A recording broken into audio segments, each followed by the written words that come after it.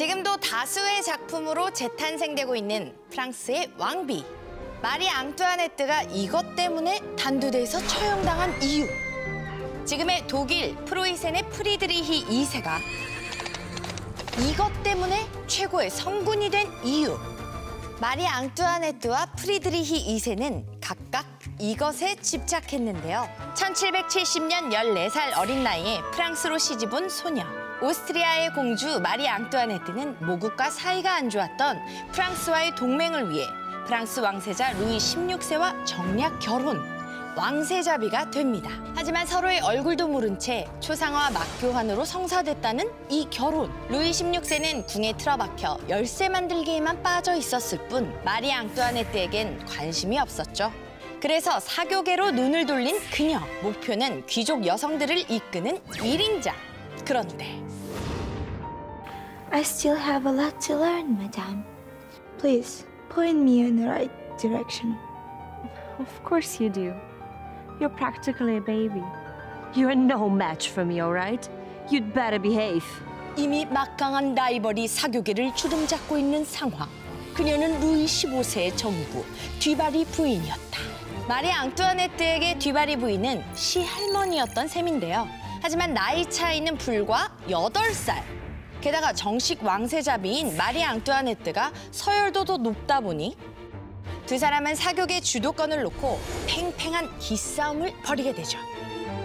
듀바리 부인에게서 사교계 주도권을 빼앗으려 했던 마리 앙뚜아네트. 그녀의 선택은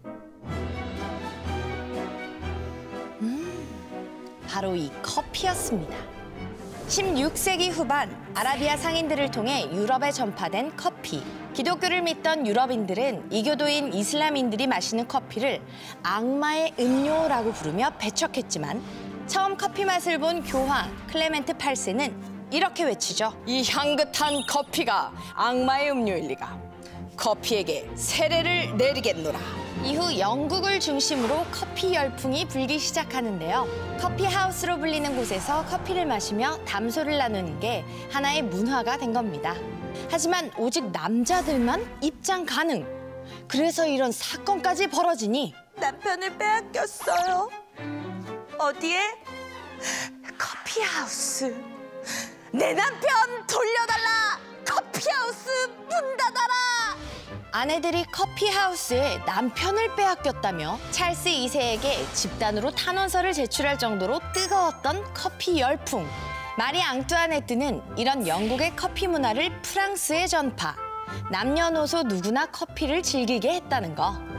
커피를 대중화시킨 트렌드세터로 본인을 어필하려 한 건데요.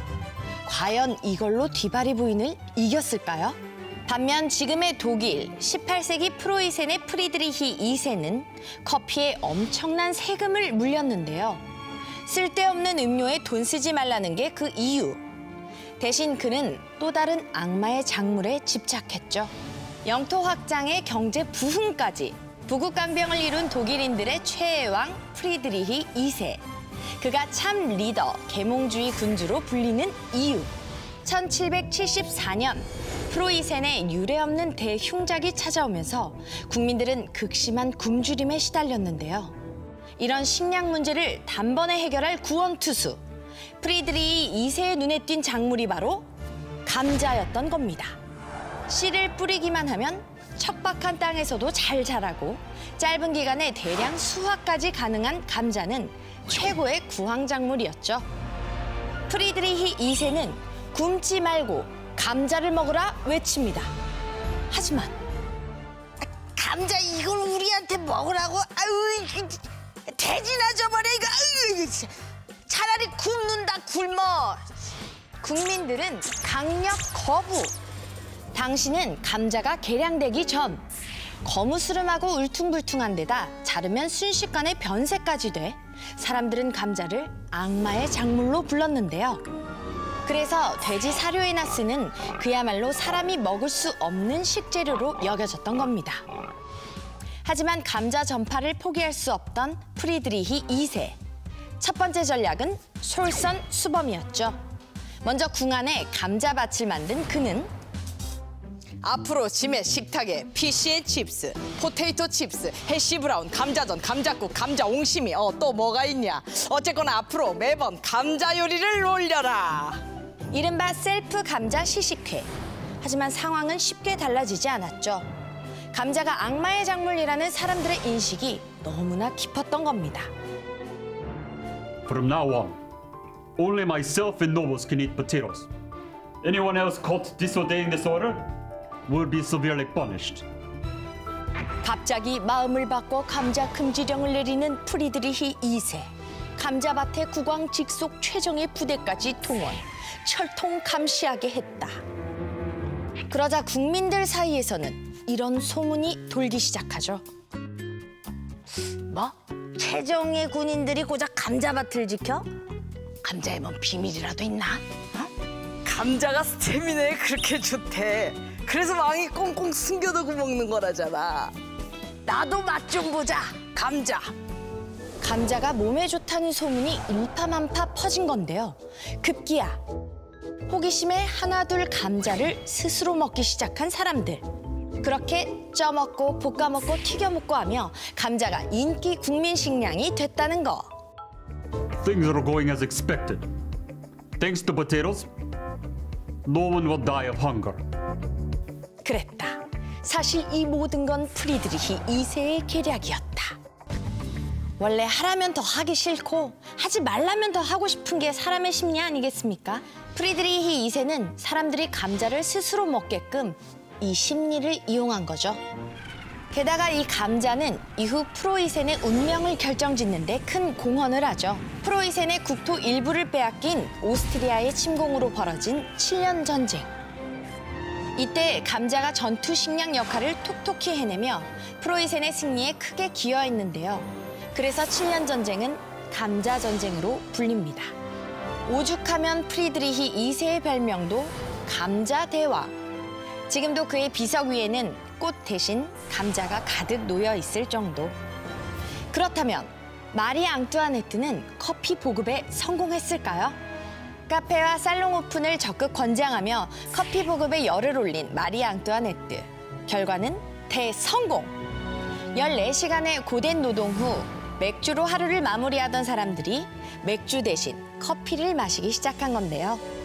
그런데 뜻밖에도 이 커피 문화는 오히려 마리 앙뚜아네트에게 부메랑이 되어 돌아옵니다. 당시 카페나 살롱의 단골은 볼테르, 루소 등 교과서에서도 등장하는 유명 계몽주의 사상가들. 이전까지 이들과 만날 기회가 없던 평민들은 절대왕정을 부정하고 평등을 외치는 계몽주의 사상가들 덕분에 점차 불평등한 현실을 자각하게 된 거죠. 게다가 커피 시장 급성장으로 부를 축적한 신흥 부르주아층까지 힘을 보태니 점점 커져만 가는 왕실에 대한 불만. 표적은 다름 아닌 마리 앙뚜아네트였습니다. 저기 마리 앙뚜아네트인가 뭔가 한 저기 왕비 있잖아. 빵이 아니라 케이크를 먹으라고 했다면서. 엄마 상상도 못해. 아이고 엄청 비싼 다이아 목걸이인가 뭔가도 샀다며. 너는 다이아 싸고 나는 배고파서 달다. 사실 마리 앙뚜아네트는 다른 왕족들에 비해 오히려 소박한 편이었죠. 루이 14세의 베르사유 궁전은 방이 수백 개에 이르지만 그녀가 살던 별궁 뿌띠 트리아농은 방이 8개뿐. 하지만 적국 오스트리아 출신이라는 배경 때문에 지금으로 말하면 가짜뉴스, 악성 댓글의 표적이 됐고 결국 프랑스 혁명이 일어나면서 마리 앙뚜아네트는 37살에 단두대에서 처형당하고 말죠. 악마의 작물이었던 감자와 악마의 음료였던 커피. 감자가 유럽의 변방이었던 프로이센을 강대국 독일로 만드는 데 일조했다면 커피는 루이 16세와 마리 앙뚜아네트를 몰락하게 하는 정치적 결과를 낳았던 건데요. 그야말로 역사의 아이러니가 아닐 수 없네요.